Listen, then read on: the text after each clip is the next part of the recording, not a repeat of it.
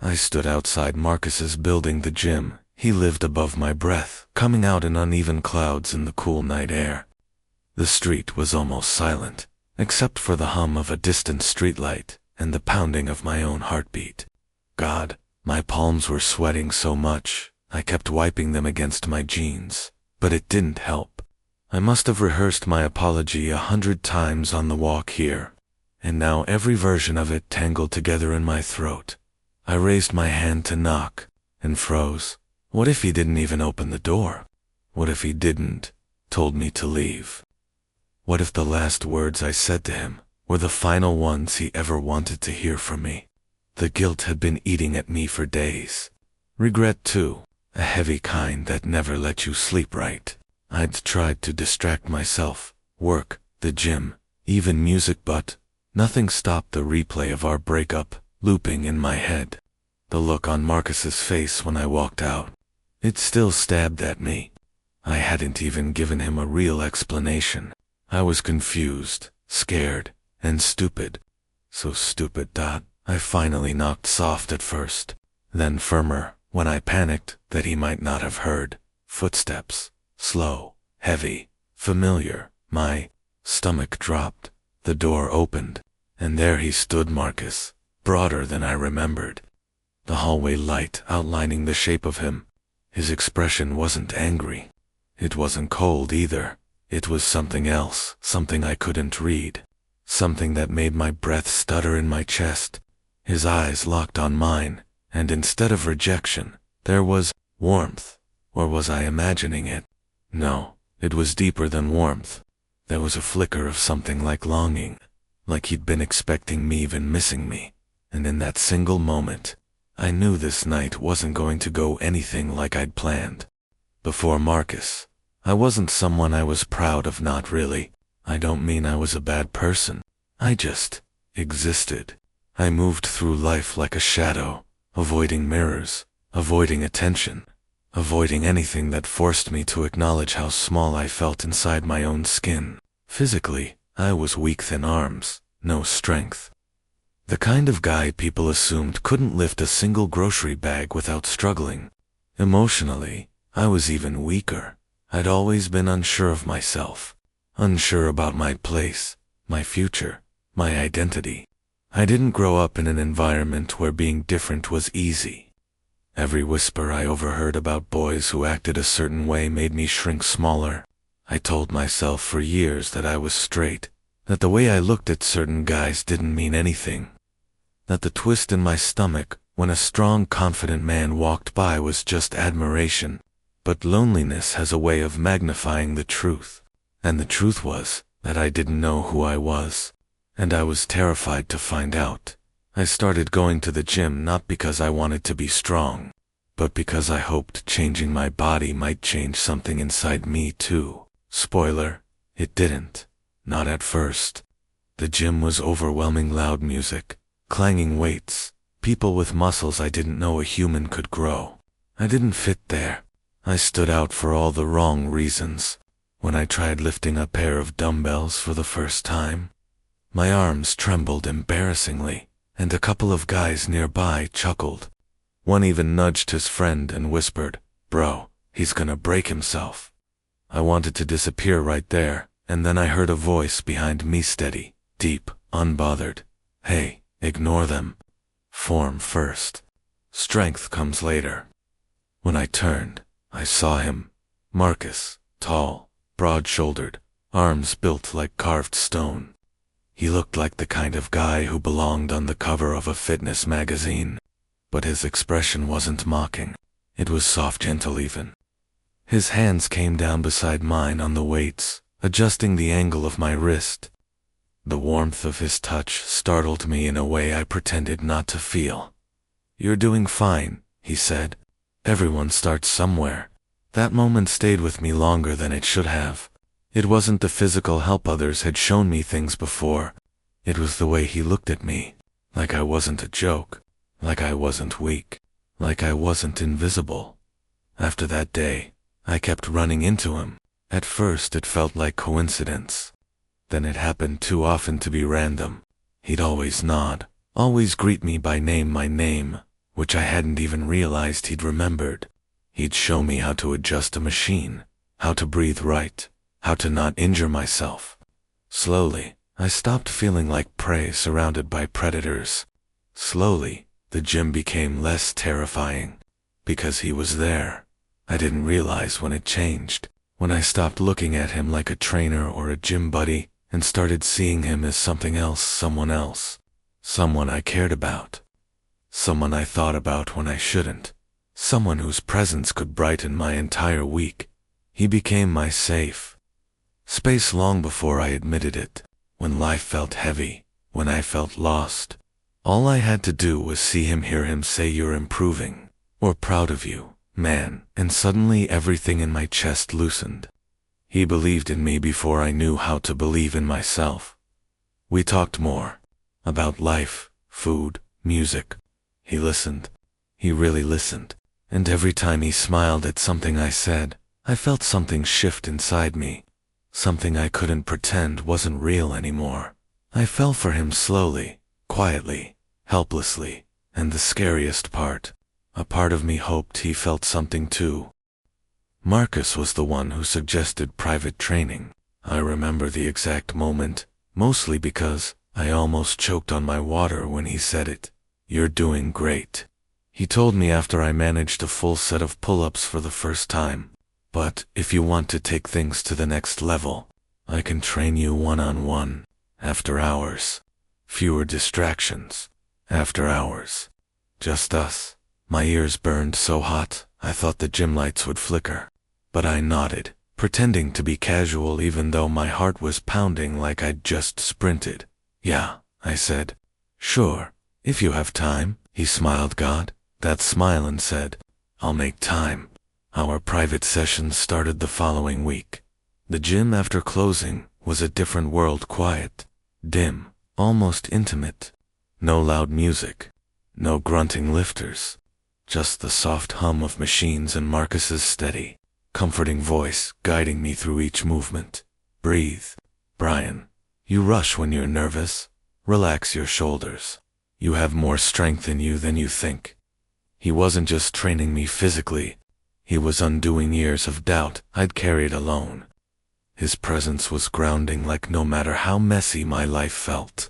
For that hour, he made me feel capable, seen, worth something. Sometimes he'd place his hand on my back, adjusting my posture with a gentle firmness that sent shivers. I prayed he didn't notice. His fingertips always lingered a second longer than necessary, or maybe that was wishful thinking. Either way, I lived for those seconds, and the looks, those lingering glances he threw my way when he thought I wasn't paying attention, the ones I pretended not to notice but memorized anyway, the ones that felt like questions neither of us were brave enough to ask. The tension grew slowly, like a flame quietly eating through a match. One night, I was struggling with deadlift. My grip was slipping, my form was collapsing, and frustration built in my chest like a knot. "I can't do this," I muttered. Marcus, standing behind me, stepped closer to close end, wrapped his hands over mine on the bar. His body pressed lightly against my back, his breath warm near my neck. "Yes, you can," he whispered. "I got you." The world shrank into that moment. The bar, his hands, his voice, his warmth. My heart was beating so loudly I was sure he felt it. When I finally lifted the bar and dropped it, trembling, he laughed softly. "See, knew you had it in you." I turned around, still breathless, face flushed from more than just exertion. He looked at me really, looked hand. Something in his eyes softened, deepened. The space between us felt charged. Magnetic. Then it happened. Or maybe I happened. I stepped forward without realizing it. Or maybe he did. Our hands brushed. Our arms brushed. Our lips collided in the most unplanned, instinctive, devastatingly perfect way. It wasn't soft at first. It was surprise, confusion, adrenaline to people who had been holding back too long. His hand cupped my jaw, steadying me like he always did. I clutched his shirt without thinking, pulling him closer. The kiss slowed eventually, turning into something tender, hesitant, questioning. When we finally broke apart, both of us breathing hard, he whispered, "Brian, you sure?"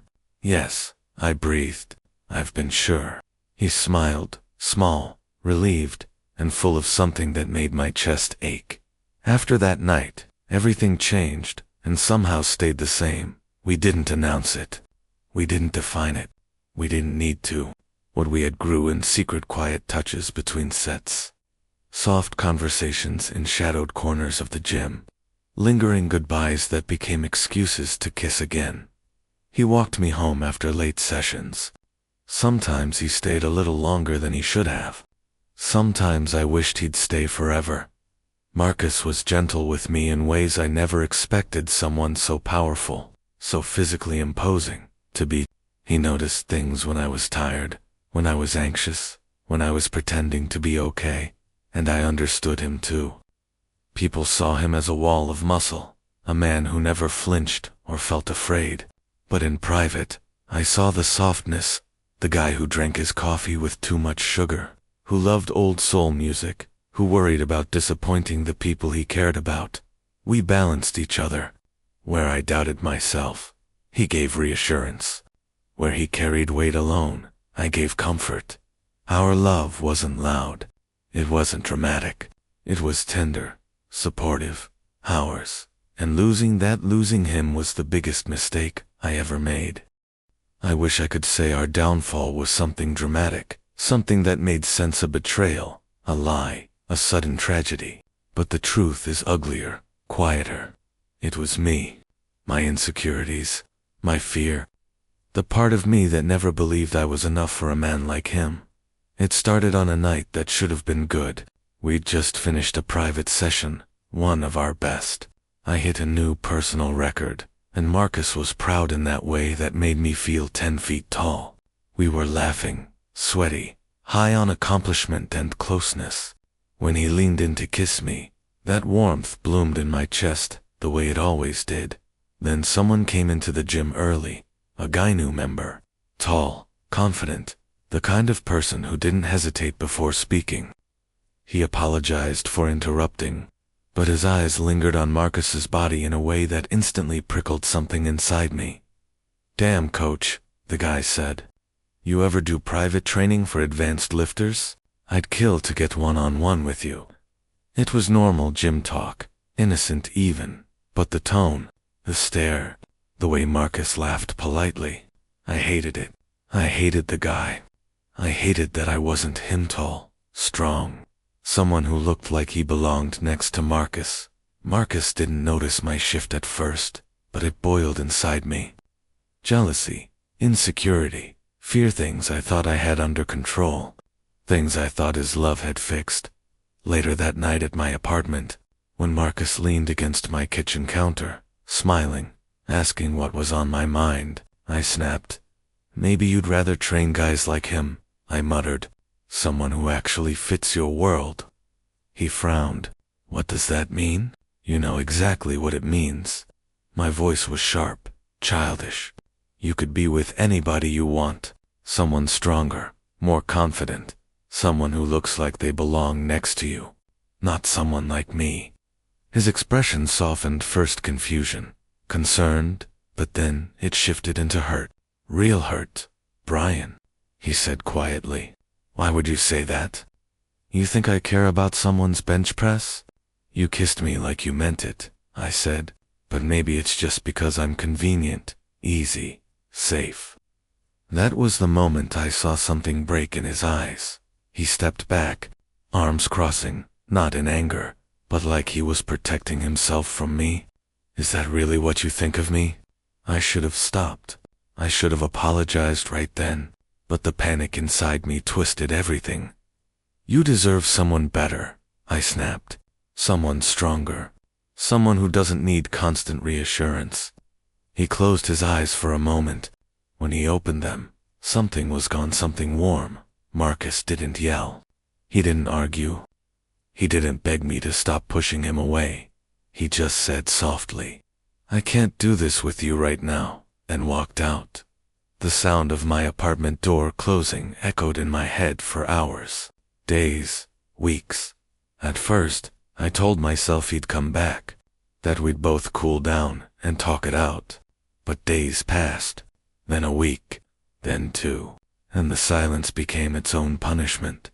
I went to the gym during normal hours, hoping to run into him by accident, but the staff said he was taking some time off personal training. I knew that was my fault. Every time someone else helped me with a machine, I felt the ghost of his hands guiding mine. Every corner of the gym was a memory. Every song on the gym playlist felt like a punch. Every empty space where he usually stood made my stomach twist. The worst part was knowing the last thing I gave him was pain. My guilt grew until it was unbearable. I'd lie awake at night replaying the argument, wishing I could take every word back. Wishing I had told him what really scared me, that loving him made me vulnerable in a way I didn't know how to handle, but I did nothing. I let the distance grow like a crack spreading through glass. Then one day, I got an email from the gym. Your private training membership has been terminated at the request of your trainer. No explanation, no signature, nothing. It felt like a breakup without the dignity of words. My chest tightened so hard I had to sit down. I stared at the email for minutes, rereading it, hoping it was a mistake. But it wasn't. He was cutting ties. He was done. That was the moment everything hit me. Hard. I wasn't just sad. I wasn't just guilty. I missed him. I loved him. And I'd ruined the only good thing I'd ever been brave enough to reach for that night. I pulled out a photo on my phone, one I had saved months ago. It was Marcus teaching me how to flex properly for a progress picture, both of us laughing because I kept messing up. His smile in that photo was real, bright, proud. I stared at it until my throat tightened. I couldn't let that be a memory of something I destroyed without trying to fix it. So I grabbed my jacket, walked out into the cold night, and headed straight to his place. I didn't know what I'd say. I didn't know if he would even open the door. All I knew was that I needed him to hear the apology he deserved, because losing him without fighting for him, that was something I couldn't live with. The hallway outside Marcus's apartment was dim, lit by a single flickering bulb that buzzed faintly every few seconds. I stood there shivering, not from the cold, but from the storm inside me. My fingers hovered over his door for a long moment before I finally knocked. The sound of footsteps on the other side almost made my knees buckle. When the door opened, the soft yellow light behind him spilled into the hall, framing him like some kind of impossible dream. Marcus stood there in a fitted black tank top and sweats, his skin warm-toned, muscles catching the light in familiar ways that made my chest ache. His expression wasn't angry, which both relieved and terrified me. "Brian," he said quietly, voice low, deep, steady, like he'd rehearsed my name in his head more than once. "Hi," I whispered. For a moment, neither of us moved. The air between us was thick, heavy, charged with everything we hadn't said. I swallowed, feeling the weight of weeks pressing against my ribcage. "Can we talk?" I finally managed, my voice hoarse. Marcus stepped aside. "Yeah, come in." The moment I entered, I felt his presence fill the room, calm, controlled, powerful. The smell of him-cleaned soap, something woodsy, hit me with memories, so sharp my eyes stung. The place was neat, warm, quiet, too quiet. No music, no TV, just us. He leaned against the counter, arms crossed, not defensive, but guarded, like he needed something to hold himself together. His eyes stayed on me, soft but unreadable. "So," he said, "talk." I opened my mouth, closed it again, took a shaky breath. I messed up badly. He didn't respond. He didn't need to. His silence said he was listening. I was scared. I continued, voice trembling, of how much I liked you, of how much you meant to me. I thought if I pulled back first, I wouldn't get hurt later. My throat tightened. But I hurt you instead, and I hate myself for it.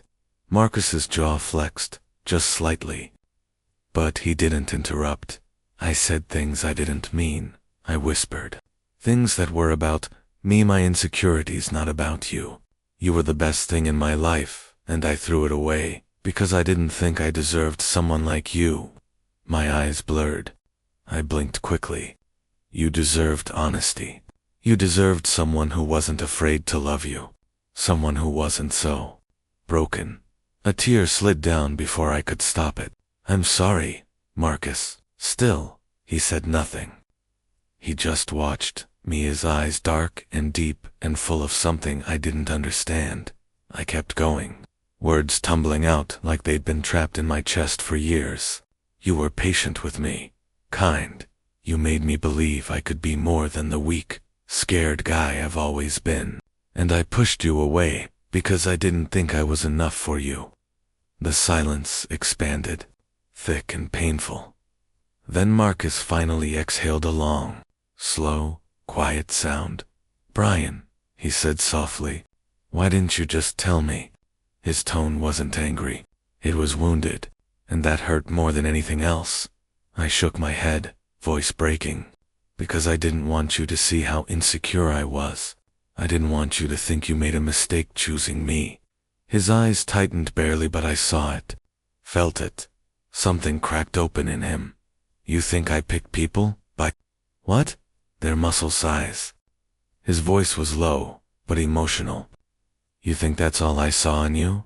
No, I whispered. I know it wasn't. I panicked. I thought one day you'd wake up and realize you could do better. He looked away for the first time, letting out a shaky breath, as if that confession struck something inside him. You really don't see yourself the way I do. I stood there, broken open, waiting, for rejection, for forgiveness, for anything. When he turned back, his eyes were no longer guarded. They were raw, full of pain, longing, and something dangerously close to love. I missed you, he said quietly. The words hit me like a physical blow. My breath caught. You did? Yeah, he murmured. More than I wanted to. More than made sense after how things ended. I kept telling myself I shouldn't. But every time I walked past the cable machine you liked, every time I saw someone struggling with form, every damn time I heard your laugh in my memory, He swallowed. I missed you. Tears fell freely now. I didn't try to stop them. I missed you too, I whispered. Every second. Every day. I hated myself for hurting you. He took a step toward me, then another, and another. His presence washed over me like heat, like gravity, like home. You really think I wanted someone stronger than you? He asked, voice low, gentle. I nodded helplessly. Marcus reached out, lifting his hand, slowly giving me time to pull away. I didn't. His fingers brushed my cheek, wiping a tear with his thumb. Brian, he murmured, you were enough the moment you walked into that gym. You just didn't know it. I didn't mean to lean into his touch, but my body moved before my mind could think. His thumb paused at the corner of my mouth, tracing lightly, tenderly. You hurt me, he said quietly, honesty threading through his voice. I know, I whispered, and I'll spend as long as it takes making it right. He breathed out soft, warm. His hand slid to the back of my neck, fingers curling gently, pulling me just a little closer. It hurt, he continued, because I saw a future with you, a real one, and when you pushed me away, it felt like you didn't want any part of it. I choked on a sob. I did. I do. I was just scared. His forehead rested against mine, our breaths mingling. Then don't run again. I won't, I whispered. We stood like that, breathing each other in, the world narrowing to his warmth, his touch, his presence. Tears kept falling, but he kept wiping them gently, each swipe a quiet forgiveness, a silent promise. The pain wasn't gone. The past still lingered between us like a bruise, but for the first time since losing him, I felt something like hope, and in the softness of that moment, with his hand on my neck and his eyes searching mine, I believed maybe we weren't broken beyond repair. The coffee shop was quieter than Brian expected for a Saturday evening. Soft jazz curled through the air like a warm exhale, and outside, the sky was sinking into shades of bruised purple. He sat at a corner table, fiddling with a cardboard cup sleeve, leg bouncing beneath the table. Every few seconds he looked toward the door, heart kicking hard with hope and fear tangled together. When Marcus finally walked in, Brian felt every molecule in his body freeze. Marcus looked tired, not worn down, but quieter, guarded. He carried himself with that same solid confidence. But there was a subtle weight in his shoulders, something unspoken pressing him down. His eyes scanned the room until they landed on Brian, and for a moment, just a moment, they softened. He approached slowly, like every step required thought. "Hey," Marcus said, his voice low. "Careful." Brian stood so abruptly, his chair scraped back. "Marcus." "Hi. Thanks for coming." "Really?" Marcus nodded once, not sitting yet, just looking at him with a mix of uncertainty and lingering hurt. "You said it was important." "Yeah?" Brian breathed. "It is." Marcus sat, and Brian followed. Silence stretched, but strangely, it wasn't hostile. It was full of things unsaid, things felt, things remembered. For a moment, neither talked. Then Marcus broke the ice with a small exhale. "You look different," he murmured. "Tired." Brian laughed softly, rubbing the back of his neck. "Haven't exactly been sleeping well." "Because of us?" Marcus asked quietly. "Because of you. Because losing you hurt more than I expected. Because I was stupid. Because I miss you." Brian only nodded, and that was enough for Marcus to shift slightly, leaning in, not close, but closer than before. "Talk to me, Brian." That single sentence almost undid him. He swallowed. I messed up. I know that. The things I said, they weren't fair. They weren't even true. They came from fear. Fear of not being enough for you. Fear of you waking up one day and realizing you deserve someone better. Marcus's jaw flexed, but he didn't interrupt. "I pushed you away because I thought I was protecting myself," Brian continued, voice trembling. "But really, I was just hurting both of us." Marcus's eyes glimmered, a restrained emotion beneath the surface. "Why didn't you just tell me you were scared?" "Because I thought it would make me look weak." Marcus leaned back, exhaling long through his nose. "Brian, being scared doesn't make you weak. Pretending you're not, that's what gets people hurt." The honesty in his voice sliced clean through the thick built-up tension. Brian blinked hard. "I know. I get that now. I've had a lot of nights to think about it." Another quiet moment. Then Marcus spoke again, his tone softer than before. "You think I didn't miss you?" Brian's breath caught. "Did you?" Marcus nodded, gaze lowering to his hands for a second. "Yeah, more than I wanted to admit." I kept replaying the argument, trying to figure out if I should have tried harder, or if walking away was the only thing left to do. "It felt like you disappeared," Brian whispered. Marcus looked up. "Because I couldn't keep fighting you. Every time I opened up, you shut down. Every time I tried to get close, you pulled back. I didn't want to become someone begging for space in your life." Brian winced. "I'm sorry." "I know you are," Marcus said gently. "And I'm sorry too. For shutting down, instead of telling you how much it hurt." That admit Vona broke something open in Brian's chest. Marcus continued, voice dropping even lower, almost intimate. "You weren't the only one scared. I care about you, Brian. That alone terrified me." Brian felt his throat tighten. "I thought I ruined everything." "If you had," Marcus said, a faint smile tugging at the corner of his lips, "I wouldn't be sitting here." The air shifted lighter, warmer like the first breeze after weeks of storm clouds. Brian let out a shaky laugh. "God, I missed this. Missed talking to you. Missed you." A soft sound escaped Marcus, half laugh, half sigh. I missed you too. They shared a small, fragile smile that slowly grew more real. For the first time in weeks, they weren't standing on opposite sides of pain, they were meeting in the middle. Brian leaned his elbows onto the table, fingers curling slightly. Can we try again? Not rushed, not confusing, just slow, real. Marcus studied him carefully, eyes tracing the sincerity on Brian's face. Then he nodded once. Yeah, slowly, sounds good. We don't have to define anything tonight. We can just start by being honest. Brian felt something like relief flood through him, warm and overwhelming. Honest, I can do. Marcus's expression softened even more. Good. A silence settled again, but this time it was comfortable. Safety instead of tension. Warmth instead of walls. After a moment, Marcus stood. Brian followed without thinking. Marcus hesitated only a second before stepping. Closer, close enough that Brian could feel his breath, his warmth, the tension between fear and longing.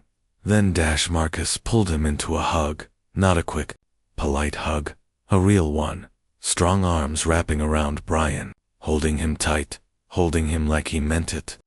Brian closed his eyes and clutched the back of Marcus's shirt, breathing him in soap, gym chalk, the faintest trace of mint gum. It felt like coming home. It felt like being forgiven. It felt like a second chance he didn't deserve, but desperately needed. Marcus didn't let go. Neither did Brian. When Marcus finally pulled back, he didn't go far. He cupped Brian's jaw gently, thumb brushing along his cheek in a way that made Brian's breath stutter. Marcus leaned in not for a kiss, but for something softer. A slow, deliberate, forehead touch. The kind that said, we're still here. The kind that said, I never stopped caring. The kind that said, try again with me. Then Marcus pressed a soft kiss barely there on Brian's cheek. Brian closed his eyes, letting the warmth settle deep inside him. When he opened them, Marcus was watching him with steady tenderness. We'll take it slow, Marcus murmured, but we'll take it together. And for the first time in weeks, Brian believed in hope again. The days that followed felt different, lighter, steadier, as if the world had shifted back into place, but with a new softness Brian hadn't recognized before. He and Marcus didn't rush anything. They texted, sometimes in short bursts, sometimes in long paragraphs that stretched late into the night. They talked about mundane things, work, meals, weather, but they also talked about fear, about healing, about where they went wrong. And every message, every call, seemed to rebuild a bridge he once thought he'd burned forever. A week later, Marcus texted him, training tomorrow. If you're ready. Brian stared at the message for a long second, heart pounding with a mixture of excitement and nervousness. I'm ready, he replied, and he meant it. The gym, a new beginning. Walking back into the gym, felt surreal. The familiar clang of weights, the thud of gloves against punching bags, the warm smell of chalk and rubberette, all washed over him like a memory he'd avoided touching. Marcus was already there, stretching his wrists, looking strong and steady under the bright overhead lights. When he saw Brian approaching, something gentle sparked in his eyes, something that warmed Brian from the inside out. You came, Marcus said, that deep voice carrying a smile underneath. Brian shrugged lightly. You invited me? Thought I'd show up before you changed your mind. With you, Marcus said softly. I don't change my mind. There was a quiet beat of understanding before Marcus nodded toward the mats. All right, back to work. Slow pace today. I want to see how much you remember. Brian grinned. I remember you yelling at me. Marcus smirked. Good. Might do some of that again. But he didn't. Not like before. This time, every correction came with patience. Every instruction came with a steadiness that felt supportive rather than strict. Marcus guided him, adjusted his stance, showed him how to breathe through each punch. His touch was gentle, lingering in ways that sent a warm current through Brian's chest. There was a moment midway through drills when Brian caught Marcus watching him, not assessing his form, not checking his guard, just looking at him like he was proud. Brian nearly forgot to punch, a gesture that meant everything after an hour of training. Marcus asked him to wait near the lockers. Brian sat on the bench, heart still racing from the workout and maybe something more. He wiped sweat from his forehead and tried not to overthink. When Marcus returned, he was holding a black box. Before anything else, Marcus said, voice lower than usual, "This is for you." Brian blinked. "What's this?" "Open it." Brian did. Inside lay a pair of custom boxing gloves, sleek matte black with silver stitching. They were beautiful, but that wasn't what stole his breath. It was the name embroidered on the wrist. Brian H. His name, his identity, his place. Brian's throat tightened. "Marcus, why?" "Because you earned them," Marcus said softly. "Because you worked harder than anyone I've trained. Because even when you were scared, you fought your way back here." Brian swallowed hard, emotions rising like a wave he couldn't stop. Marcus stepped closer, voice gentler now. "And because I wanted you to have something that shows how much you matter. To this gym. To me." Brian could barely speak. "I don't know what to say." "Say you'll stay," Marcus murmured. "Say you won't run again." Brian let out a shaky breath, closing his fingers around the gloves. "I'm not going anywhere." The confession. Marcus sat beside him on the bench, elbows resting on his knees. For a moment, they just breathed together. The room dimmer now, as the evening light filtered in through the small windows. "Brian," Marcus said finally, his tone shifting serious, deep, vulnerable. "Yeah, I need to tell you something." Marcus looked down at his hands before lifting his eyes again. "You inspire me." Brian blinked, stunned. "Me?" "Marcus, I'm serious," Marcus insisted. "You think you're the only one who was scared?" "I was scared of caring about you too much. Scared of messing it up. Scared of wanting something real again." Brian's heart thudded against his ribs. "You came into this gym trying to become stronger," Marcus continued. "But you didn't see how strong you already were. You pushed through fear, through doubt, through everything you thought made you unworthy. Watching you fight for yourself," he exhaled, "it made me want to be better too." Brian felt the sting of tears. "Marcus." Marcus shook his head, swallowing hard. "You didn't just walk into my gym, Brian. You walked into my life. And you changed it." Brian's vision blurred. "You changed mine too. Before you, I didn't even know what confidence felt like, or safety, or love." Marcus's eyes flickered at the word, but he didn't look away. Brian continued, voice trembling. "You made me believe I wasn't just someone trying to survive. You made me feel like someone who deserved good things, deserved care, deserved you." Marcus breathed in sharply. Something breaking open in his chest. Brian whispered, "I'm not afraid anymore." The kiss. Marcus reached out, cupping Brian's jaw with a tenderness that felt deeper than words. Brian leaned into the touch instinctively, eyes fluttering shut for a brief moment. When he opened them, Marcus was watching him open, vulnerable, wanting. "Come here," Marcus breathed. Brian moved before Marcus even finished speaking. Their lips met slowly, steady, warm, full of everything they'd been holding inside. It wasn't a rushed kiss. It wasn't a desperate one. It was patient, gentle, a soft, grounding promise. Marcus's hand slid to Brian's cheek, thumb brushing tenderly. Brian's fingers curled into the fabric of Marcus's shirt, pulling him just a little closer. It felt like healing. It felt like beginning again. It felt like something that could last. When they finally pulled apart, their foreheads rested together, breath mingling softly in the quiet room. Marcus whispered, "I'm glad you came back." Brian whispered back, "I'm glad you waited." Final message. As they walked out of the gym together, closer now.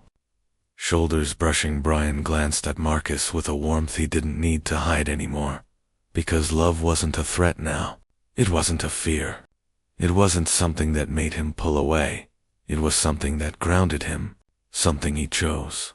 Something he held tight. He looked at Marcus steady, strong, gentle, and felt a peace he hadn't known before. And when he recounted the moment later in his mind, he understood it with absolute clarity. His eyes didn't just forgive me. They welcomed me home. Thank you so much for taking the time to share your thoughts with us. Your feedback is very valuable and will help us improve. May I kindly ask which country you are joining us from?